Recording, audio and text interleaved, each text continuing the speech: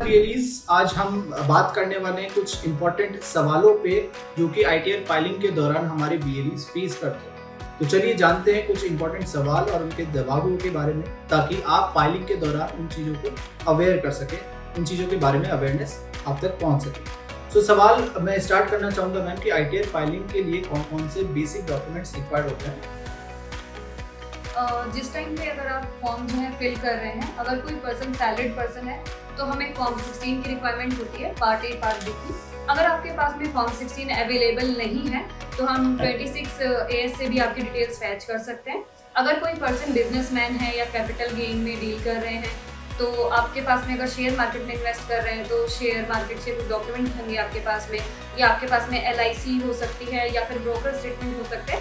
सो उनके अकॉर्डिंग आपके document required हैं। Okay, so just to confirm, source of income के बेसिस पे आपके डॉक्यूमेंट्स होने वाले हैं। जी सर, मैं जानना चाहूँगा मैम, आईटीआर फाइलिंग जब बेसिक जो फॉर्म होता है वो बीएलई कंप्लीट कर देता है, उसके आगे क्या प्रोसेस किया जाता है? ओके, सो एक बार जब बेली जो है फॉर्म फिल करके सबमिट कर देते हैं, उसके बाद डायरेक्टली टेक्स्ट टू विन की टीम के द्वारा क्लाइंट को डायरेक्टली कॉल जाता है, वेरिफिकेशन कॉल होता है वो, जिसमें क्लाइंट से उनकी डिटेल वेरीफाई की जाती है और उसके बिहाफ पे उनकी आईटीआर फाइल कर दी जाती है। आईटीआर फाइल करने के बाद उनके जो डॉक्यूमेंट्स हैं वो ईमेल के थ्रू उनको प्रोवाइड कर दिए जाते हैं। मैं जानना चाहूँगी कि नॉर्मल जो केसेस होते हैं उनकी आईटीआर फाइलिंग करने में कितना समय यूजुअली लगता है?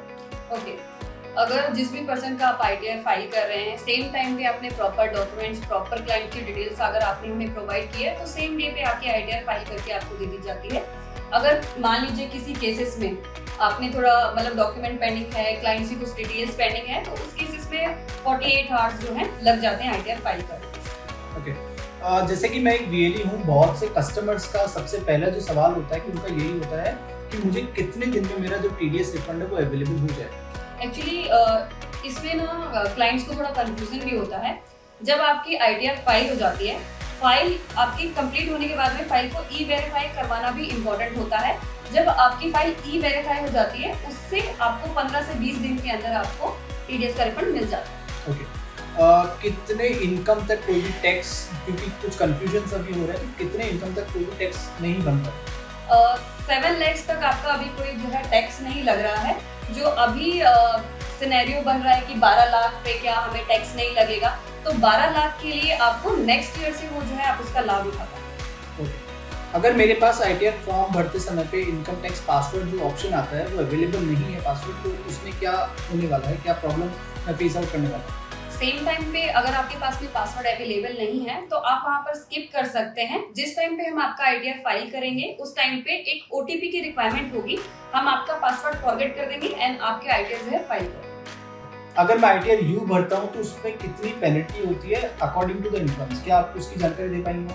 जी बिल्कुल, अगर आपकी इनकम 5 लाख से नीचे है तो आपको 1000 रुपए की पेनल्टी लगेगी। अगर आपकी जो है एनुअल इनकम जो है 5 लाख से ऊपर है तो आपको 5000 की पेनल्टी लगने वाली है।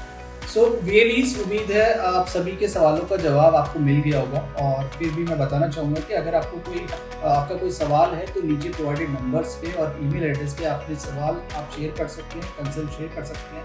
तो thank you so much and इजाज़त चाहेंगे।